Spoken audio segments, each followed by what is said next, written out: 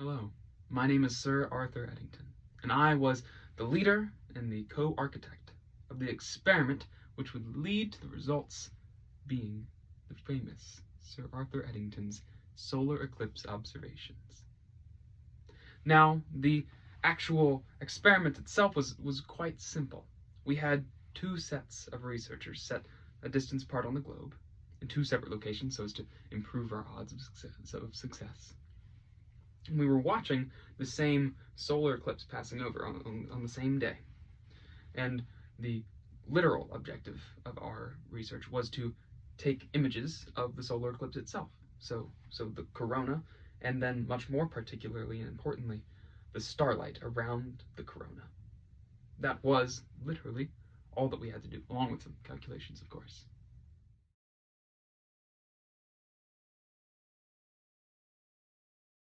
Now, the reason that we were taking these pictures of the starlight was quite important. You see, a man named Albert Einstein had just published very recently his groundbreaking physics theory, the theory of general relativity. And this theory had a wide scope and many different components, but the component that we were trying to prove was this.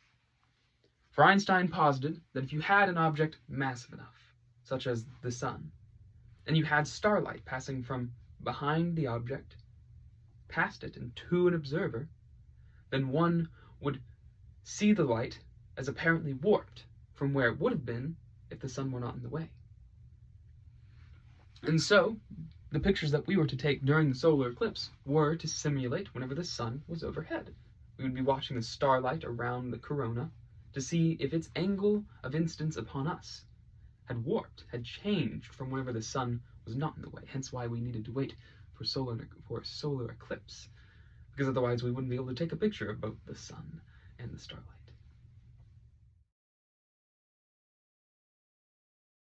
Our experiment took place at two separate locations, once again to improve our odds of success. I and my assistant were located on Principe Island, which is an island just south of Nigeria, right off the west coast of Africa, underneath the hump part. And our compatriots, our second pair, were settled in a town called Sobral in Brazil. It's in northeast South America.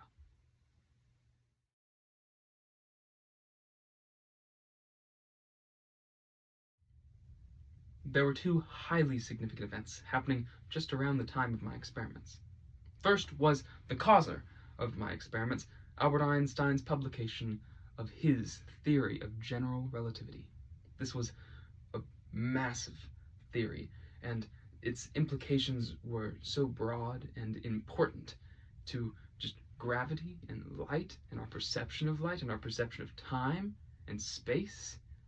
The world could change, the physics world at least, if we understood physics in the new light of general relativity. And, of course, a much more grave event was happening in the world at the same time. World War I, the Great War. In fact, it nearly reined me in. You see, I had had exemptions placed on my character for the fact that I was a man of science, I was a researcher. But Britain's supply of men was running short, and so those exemptions were about to fade away.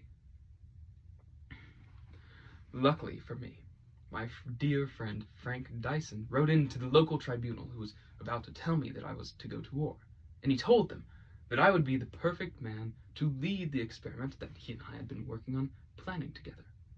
And so, under that letter of recommendation, I was given leave of the war, and I escaped it just by the skin of my teeth.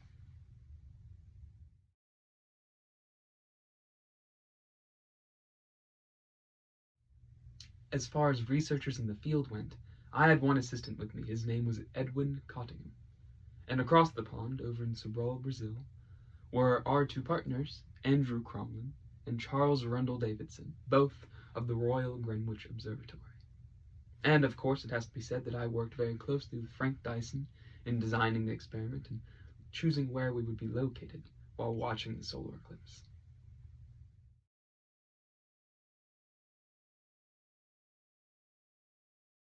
I was the leader, as it were, of the expedition itself. I and my associate Frank Dyson worked together on laying out the plans of what the journey would look like, what equipment we'd need, etc. And we were both very proud to work on this accomplishment, but of course, the idea is not ours. We're not the generator of such an ingenious concept. Einstein himself had laid out the idea in his theory of relativity, that if we were to look at a solar eclipse, then we could possibly prove this one segment of it.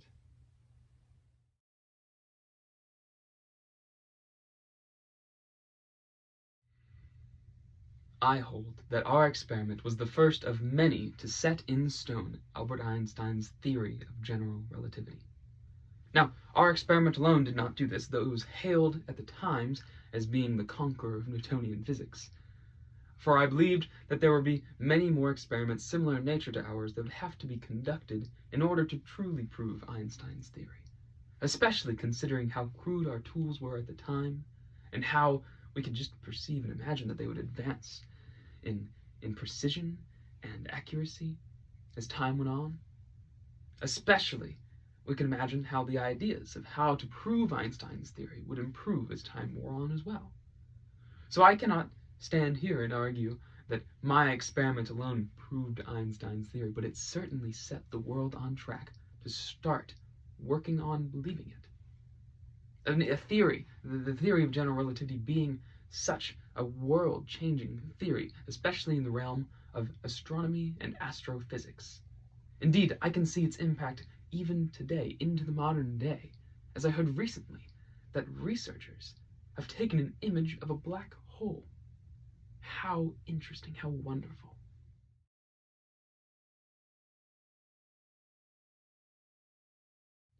As far as preparations went for before the experiment took place, we were fortunate in that we did not have many tools or instruments that we'd be using that were foreign to us. It was all telescopes and heliostats and camera technology, things that we had seen before.